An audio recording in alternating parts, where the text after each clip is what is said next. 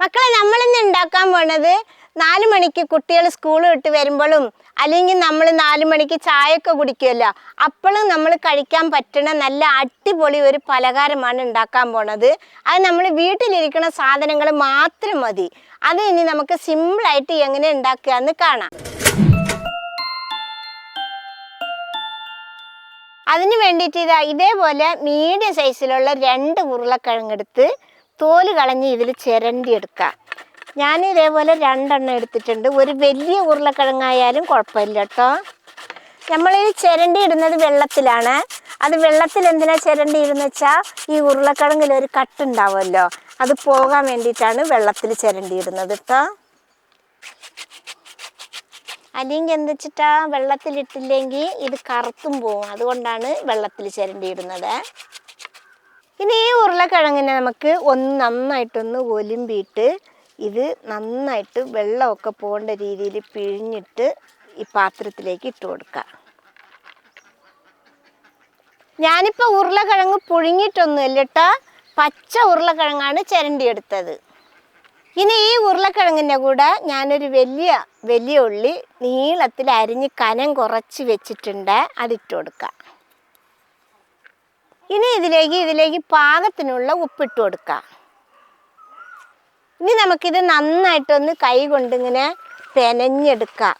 അപ്പം ഇതിൻ്റെ ഉള്ളിലും ഇതിലൊക്കെ ഇനി വെള്ളം ഉണ്ടെങ്കിൽ പുറത്ത് വരട്ടെ. ഉള്ളിൽ എന്തായാലും വെള്ളം ഉണ്ടാവുമല്ലോ, അതൊക്കെ ഒന്ന് പുറത്ത് വരട്ടെ.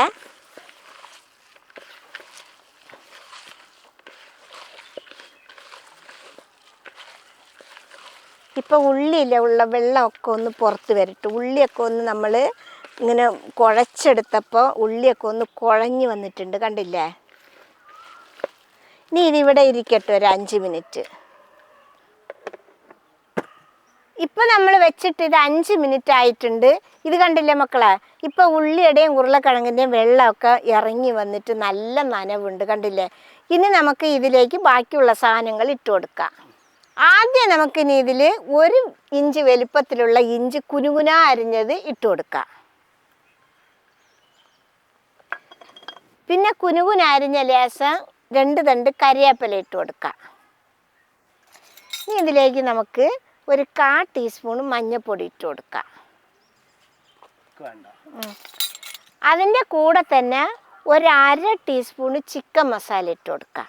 ഈ ചിക്കൻ മസാല ഇല്ലെങ്കിൽ കിര മസാല ഇട്ട് കൊടുത്താലും മതിയാവും കേട്ടോ.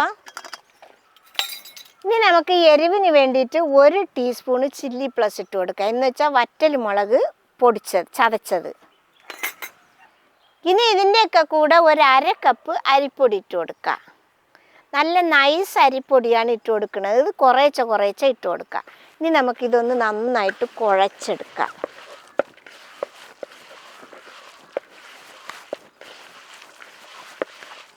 ഞാനിപ്പോൾ ഇതിൽ 1/2 കപ്പ് അരിപ്പൊടി ഇട്ട് കൊടുത്തിട്ടുണ്ട്. ഇനി നമ്മൾ ഈ നിങ്ങൾ കുഴയ്ക്കുമ്പോൾ ഇതിൻ്റെ വെള്ളം കൂടുതൽ കുറവൊക്കെ ഉണ്ടാവും. അതിനനുസരിച്ചുള്ള പൊടി ഇട്ട് കൊടുത്താൽ മതി കേട്ടോ. ഇത് കണ്ടില്ലേ, നമ്മളിപ്പോൾ ഇത് ഉരുട്ടിയെടുത്ത്, കണ്ടില്ലേ? ഇങ്ങനെ ഇതേപോലെ കുഴച്ച് ഉരുട്ടിയെടുക്കണം. നമ്മളിപ്പോൾ ഉപ്പിട്ടിട്ട് ഉള്ളിയും ഉരുളക്കിഴങ്ങും പെനഞ്ഞ് വെച്ചത് കൊണ്ട് അതിൻ്റെ ശരിക്കുള്ള വെള്ളം മൊത്തം ഇറങ്ങി വന്ന്. ഇനിയിപ്പോൾ നമ്മൾ പൊടി ഇട്ടിട്ടാണ് ഇത് ചെയ്തിട്ടുണ്ടായിരുന്നെങ്കിൽ വെള്ളം കൂടോ കുറയോ എന്താച്ചാൽ ചെയ്യും. ഇതേപോലെ പാകത്തിൽ കിട്ടില്ല. പിന്നെ നമ്മൾ ഉപ്പിട്ടിട്ടാണല്ലോ കുഴച്ചത്. അപ്പം ഇനി നമ്മൾ പൊടിയൊക്കെ ഇട്ട് കുഴച്ചതിന് ശേഷം ഉപ്പ് നോക്കിയിട്ട് ഉപ്പ് ഇല്ലെങ്കിൽ ബാക്കിയുള്ള ഉപ്പ് ഇട്ടിട്ട് വേണം ഉണ്ടാക്കാൻ കേട്ടോ. ഇനി ഉപ്പുണ്ടോ എന്ന് നോക്കട്ടെ ഞാൻ. ഇതിൽ ഉപ്പ് കറക്റ്റ് കേട്ടോ, ഉപ്പ് കുറവൊന്നുമില്ല. അപ്പം ഈ മാവിൻ്റെ പണി ഇത്രയേ ഉള്ളൂ കേട്ടോ.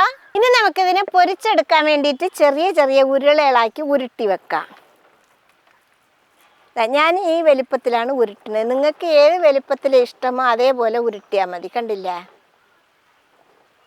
ഇതിപ്പോൾ ഞാൻ ഇങ്ങനെയാണ് ഉരുട്ടുന്നത്. നിങ്ങൾക്ക് ഏത് രൂപത്തിൽ വേണമെങ്കിലും ഉരുട്ടാട്ടോ.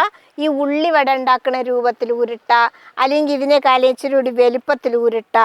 ഞാനിപ്പോൾ ഉരുട്ടുന്നത് ഈ വലുപ്പത്തിലാണ്. ഈ ഉരുട്ടിയെടുക്കണവർ ഈ വലുപ്പത്തിൽ തന്നെ ഉരുട്ടിയാൽ മതി കേട്ടോ. അതില്ലെങ്കിൽ മേലെ വേഗം കരിഞ്ഞു പോവും, കളറാവും, ഉള്ളു വേവില്ല. ഉള്ളൊക്കെ നന്നായിട്ട് വേകണമെങ്കിൽ ഈ വലുപ്പത്തിൽ തന്നെ ഉരുട്ടിയാൽ മതി കേട്ടോ. അങ്ങനെ മക്കളെ നമ്മൾ എല്ലാതും ഉരുട്ടി വെച്ചിട്ടുണ്ട് കേട്ടോ. മക്കളെ ഇപ്പം എണ്ണ നന്നായിട്ട് ചൂടായിട്ടുണ്ട്. നമുക്ക് ഓരോന്നായിട്ട് ഇട്ട് കൊടുക്കാം. മുട്ടിച്ചിടരുത്, നീക്കി നീക്കി ഇടണം. ഇനി മീഡിയം തീ വെച്ചിട്ട് വേവിച്ചെടുക്കണം. അല്ലെങ്കിൽ മേലുള്ളത് മൊത്തം കളർ മാറി മൊരിഞ്ഞു വരും, അടിയിലുള്ളത് ഉള്ളിലുള്ള മാവ് വേവില്ല. അതുകൊണ്ടാണ് പറഞ്ഞത് ചെറിയ തീ വെച്ച് നമുക്ക് വേവിച്ചെടുക്കാമെന്ന്. ഇനി നമുക്കിതൊന്ന് മറിച്ചിട്ട് കൊടുക്കാം. ഇങ്ങനെ മറിച്ചിട്ട് കൊടുത്ത് രണ്ട് വശത്തും ഒന്നുപോലെ നമുക്ക് ഒരു ബ്രൗൺ കളറാവണ വരെ പൊരിച്ചെടുക്കാം.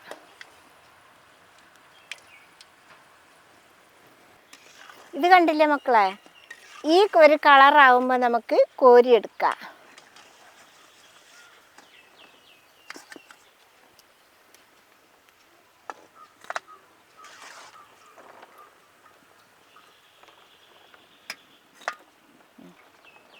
ഇനി നമുക്ക് അടുത്തതും കൂടി ഇട്ട് കൊടുക്കാം.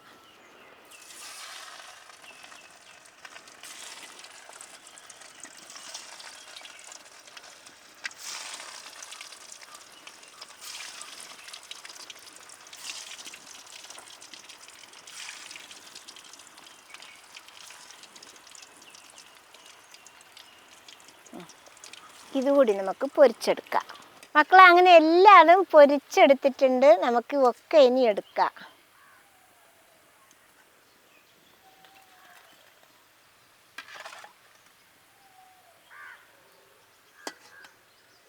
അപ്പം ഇതാണ് സിമ്പിളായിട്ടുണ്ടാക്കിയ 4 മണി പലഹാരം. അപ്പം ഉമ്മയുടെ 4 മണി പലഹാരം ഞാനാട്ടോ ടേസ്റ്റ് ചെയ്ത് നോക്കണേ. ഞാൻ ഒന്ന് എടുത്തിട്ടുണ്ട്. ഇങ്ങനെ ഇതാക്കുമ്പോൾ തന്നെ പുറം ഭാഗം നല്ല ക്രിസ്പിയാണ്. കണ്ടോ സൗണ്ട്? ഞാൻ കഴിച്ചോട്ടെ.